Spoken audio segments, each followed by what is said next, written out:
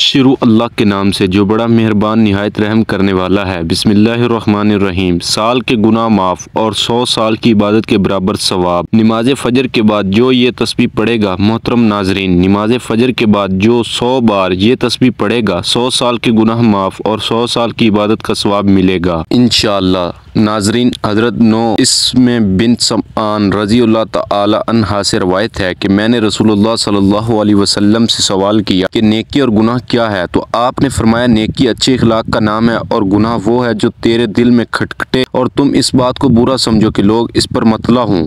इस हदीस में रसूलुल्लाह सल्लल्लाहु अलैहि वसल्लम से दो सवाल किए गए, एक नेकी के बारे में और दूसरा गुनाह के बारे में। इस्लामी तालीमात में नेकी और गुनाह के लिए बुनियादी असूल ये हैं कि जो अमल अल्लाह ताला और रसूलुल्लाह सल्लल्लाहु अलैहि वसल्लम के अहकाम के मुताबिक हो वो नेकी है, और अगर इसके खिलाफ हो तो वो गुनाह है। हत्ता की इबादत जो कि सरासर नेकी है, अगर वो अल्लाह ताला के अहकाम के खिलाफ की जाए तो बजाय नेकी के गुनाह का सबब बन जाता है। मसलन नमाज पढ़ना बहुत बड़ी इबादत है, लेकिन सूरज के तुलू होते वक्त गुरूब होते वक्त नमाज पढ़ना मकरूह है। अगर कोई शख्स इन मकरूह औकात में नमाज पढ़े तो वो गुनाह का सबब बन जाएगा। इसी तरह रोज़ा रखना अजीम इबादत है, लेकिन ईद के दिन चूँकि रोज़ा रखना ममनू है, इसलिए अगर ईद के दिन रोज़ा रखा तो ये गुनाह का सबब होगा। इससे मालूम हुआ कि नेकी असल इताअत इलाही का नाम है। अल्लाह रब्बुल इज़्ज़त ने इस्लाम के ज़रिए हमें अच्छे अखलाक की तालीम दी। हस्न खल्क यानी लोगों से अच्छा बर्ताव करना बहुत बड़ी नेकी है। दरअसल अच्छे अखलाक से लोगों को फ़ायदा ही पहुँचेगा, और नेकी वही हो सकती है जिसे मखलूक को फ़ायदा पहुँचे। जब लोगों को किसी काम से फ़ायदा पहुँचता है तो इसका काम पसंद करते हैं, और ख़ुद काम करने वाला भी इस बात को फितरी तौर पर चाहता है कि मेरे अच्छे काम लोगों को मालूम हों। चुनांचे रसूलुल्लाह सल्लल्लाहु अलैहि वसल्लम नेकी के बरक्स गुनाह की पहचान ये बताई कि गुनाह वो अमल है जिसके करने के बाद आदमी दिल के अंदर खटखटा महसूस करे। हकीकत यही है कि मोमिन का दिल ही नेकी और बदी की कसौटी है। जब इंसान से बुरा काम सरजद हो जाता है, फिर वो ये भी नहीं चाहता कि लोगों को मेरा ये बुरा काम मालूम हो, वो इसे छुपाने की कोशिश में लगा रहता है। अब मिसाल के तौर पर रिश्वत के गुनाह का तज़किरा हुआ तो किसी ऐसे शख्स को देखिए जिसने कभी रिश्वत ना ली हो। अगर कोई शख्स ज़बरदस्ती इसे रिश्वत देने की कोशिश करे तो वो लेने से इनकार करेगा। बहुत इसरार हुआ तो वो जब वो लेने के लिए हाथ बढ़ा रहा हो तो आप गौर से देखिए, इसके हाथ कांप रहे होंगे, दिल की धड़कनें तेज हो जाएंगी, और सर्दी के मौसम में भी इसकी पेशानी पर पसीने के कतरे नजर आएंगे, और वो शख्स इधर उधर देख रहा होगा कि कोई मुझे रिश्वत लेते हुए देख तो नहीं रहा। ये सब कैफियत बता रही है कि इसके दिल में रिश्वत से नफरत है। लेकिन खुदा ना करे इस शख्स को शैतान ने बहका दिया, अब वो रिश्वत लेने का आदी हो गया, तो फिर अब इसके दिल में वो रुकावट और खटखटा ख़त्म हो जाएगा। इसलिए दिल को तंदुरुस्त रखने के लिए सबसे बड़ी पाबंदी ये इख्तियार करनी होगी कि वो इंसान किसी भी गुनाह का आदी ना होने पाए। और गुनाह की आदत से बचने का तरीका ये है कि जब गुनाह सरजद हो फ़ौरन अल्लाह ताला से माफ़ी मांग ले, तौबा और इस्तिग़फ़ार करे। बस यही शख्स इस गुनाह का आदी नहीं बन सकता।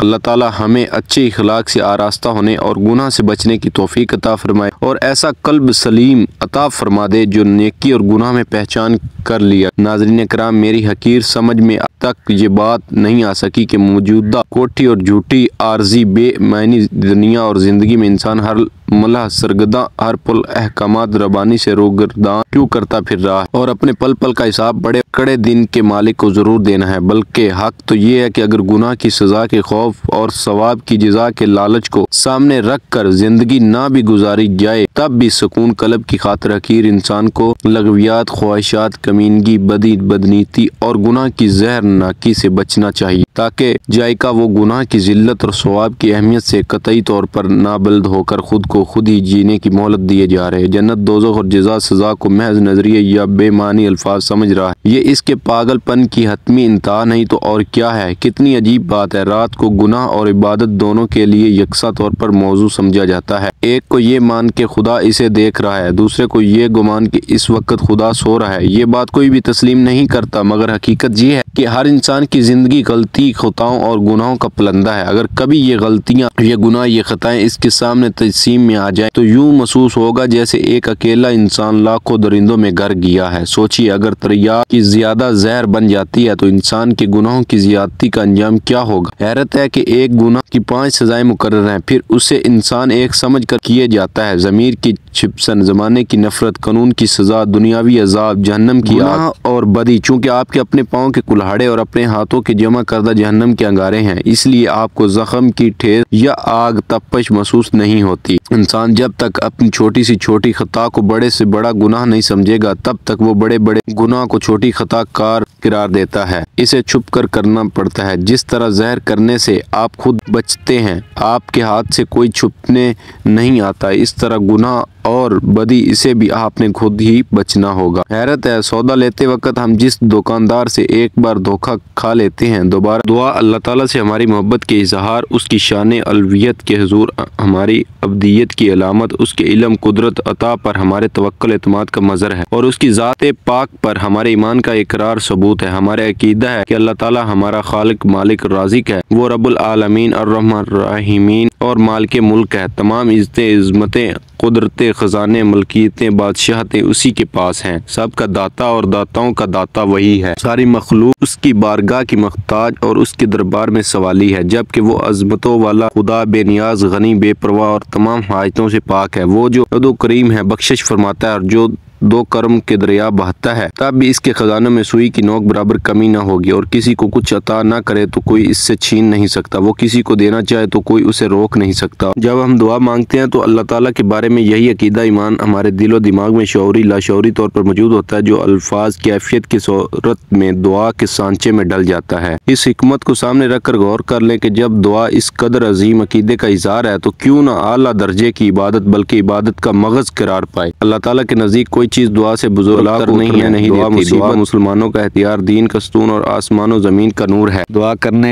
गुनाह माफ होते हैं। दुआ इबादत का मगज है। अल्लाह ताला दुआ करने वाले के साथ होता है। जो बुला उतर चुकी है और जो नहीं उतरी, दुआ इनसे नफा देती है। दुआ रहमत की चाबी है। दुआ कज़ा को टाल देती है। दुआ बला को टाल देती है। जिसे दुआ करने की तौफीक दी गई, इसके लिए रहमत के दरवाजे खोल दिए गए। मुफस्सिरीन ने दुआ कबूल होने की चंद शराइत आदाब जिक्र फरमाए हैं। इनका खुलासा यह है कि दुआ मांगने में इखलास हो। दुआ मांगते वक्त दिल दुआ के अलावा किसी और चीज की तरफ मशगूल ना हो। नाजायज गुनाह की दुआ ना मांगी जाए। दुआ मांगने वाला अल्लाह ताला की रहमत पर यकीन रखता है। अगर दुआ की कबूलियत जाहिर ना हो तो वो शिकायत ना करे कि मैंने दुआ मांगी लेकिन वो कबूल नहीं हुई। जब इन शर्तों को पूरा करते दुआ की जाती है तो वो कबूल होती है। लेकिन ये ज़हन में रखे, कबूलियत दुआ का असल मानी है कि बंदे की पुकार पर अल्लाह ताला का उसे लब्बाइक अब्दी फरमाना। ये जरूरी नहीं कि जो मांगा वो मिल जाए, बल्कि मांगने पर कुछ मिलने का ज़हूर दूसरी सूरतों में भी हो सकता है। मसलन उस दुआ के मुताबिक गुनाह माफ कर दिए जाए, या आखिरत में इसके लिए सवाब ज़खीरा कर दिया जाए, या असल मांगी जाए कि जगह किस इससे बेहतर चीज़ अता कर दी जाए, या उस दुआ में मांगी हुई चीज़ बंदे की ज़्यादा ज़रूरत के वक्त तक मौखर कर दी जाए। दुआ मांग कर नतीजा अल्लाह ताला के ज़िम्मे करम पर छोड़ दिया ना कि रहमान रहीम खुदा हमारे साथ वही मामला फरमाए जो हमारे हक में बेहतर है। मेरी अल्लाह ताला से दुआ है कि अल्लाह ताला तमाम मुसलमानों की परेशानियां दूर करे, रिज़्क़ की फरावानी अता करे, तंगदस्ती को ख़त्म करे। या अल्लाह कर्जदारों को कर्ज से नजात अता कर, बेघरों को घर अता कर, बेरोजगारों को रोजगार अता कर, बे औलादों को औलाद अता कर। या अल्लाह पाक हमारे सगीरा कबीरा गुनाहों को माफ़ फरमा, हमें 5 वक्त का नमाजी बना, माँ बाप का फरमा बरदार बना और दीन इस्लाम के अहकामात पर अमल करने की तौफीक अता फरमा। आमीन सुम्मा आमीन। नाज़रीन, अपने रिज़्क़ में बरकत और वुसअत और कुशादगी के लिए अल्लाह ताला के 99 नामों में से एक नाम कमेंट सेक्शन में ज़रूर शेयर करें। अल्लाह ताला हम सब का हामी नासिर हो। आमीन।